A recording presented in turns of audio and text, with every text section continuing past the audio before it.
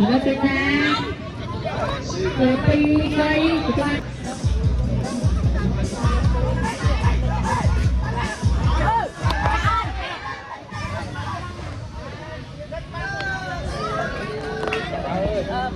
nó sẽ ra từ pi cây của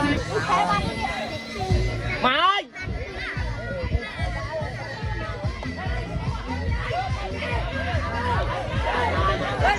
lao mà đi ạ, lao mau hàng ghé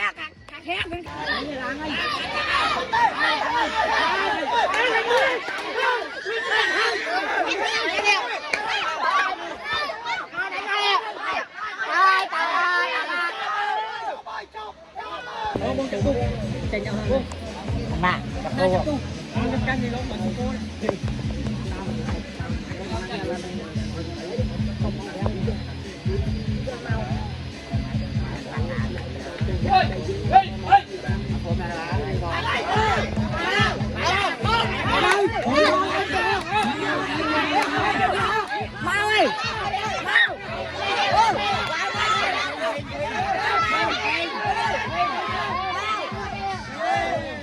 gặp cô Thình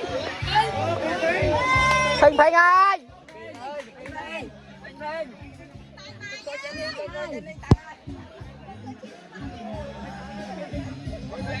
Cháu ơi.